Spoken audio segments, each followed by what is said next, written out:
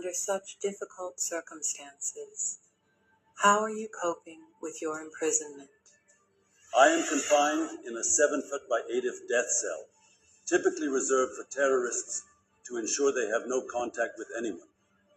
It is solitary confinement with barely any space to move.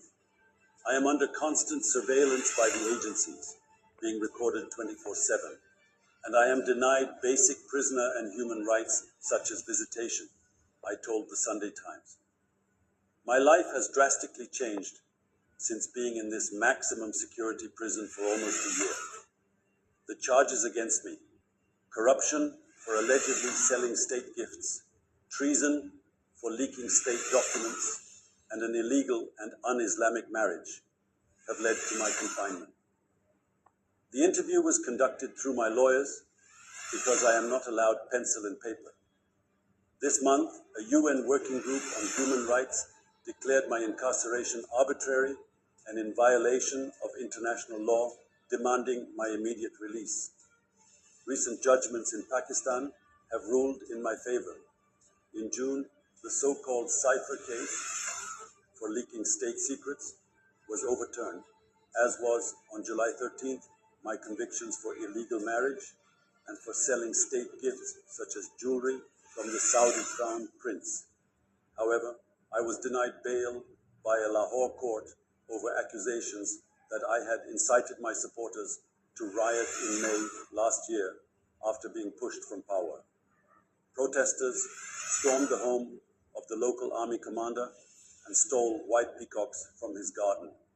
The government is threatening to ban my party, Pakistan Tehreek-e-Insaf, PTI, which won more seats than any other in elections in February. This is despite what I have called unprecedented pre-poll rigging, including my imprisonment, along with that of many of my key lieutenants, and the banning of our party symbol, the cricket bat. The election results and the voter turnout were nothing short of a soft revolution that took place under a martial law environment, I said. People voted for me because they are fed up with the current system and how Pakistan is being run. Despite being denied the chance to form a government due to an alliance against me, encouraged by the powerful military, a recent Supreme Court ruling awarded my party more seats. I insist we secured a significant majority of approximately 175 seats, not the 93 that were officially acknowledged after being usurped. Last Monday, Ataullah Tarar, the information minister, declared that the government would bring proceedings in the Supreme Court to ban PTI permanently. We are going to impose a ban on PTI, and we believe that Article 17 of the Constitution gives the government the right to ban political parties, and the matter will be referred to the Supreme Court, he told journalists. Although Pakistan has spent many years under military rule, no party has been banned, and the US State Department expressed its apprehension. Banning a political party would be of great concern to us, a spokesman said. These games are being played to break me and my party, but by the grace of the Almighty, nothing has or will succeed. Zulfikar Bukhari, a friend and advisor, said the threats to ban the party were a sign of panic. The establishment is panicking. This was a knee-jerk reaction to our back-to-back victories in court. Every day I am in prison under their fascist politics. I become more popular, he added.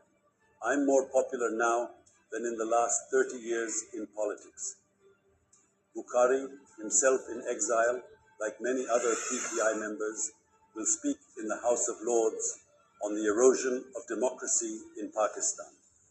The session, arranged by Lord Hannan of Kingsclere and Naz Shah, the MP for Bradford West, will discuss the opinion issued this month by the UN Working Group on arbitrary detention, which called for my immediate release with compensation.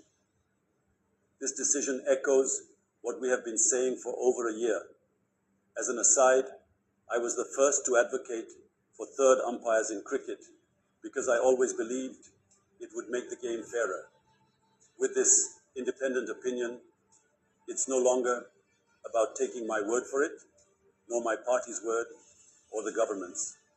Anyone can read the entire report and see for themselves the injustices that have occurred and what is ultimately damaging the country and hurting its people. I urge other country leaders and human rights organizations to read the UN decision and act. Despite the conditions, I keep my morale high by keeping fit whenever possible. I engage in whatever physical exercises I can and read extensively, I said. I spend most of my time planning for the future. Despite being caged, the entire country looks to me for hope and resilience. Most importantly, my prayers keep me steadfast. My belief in God assures me that justice will prevail over tyranny.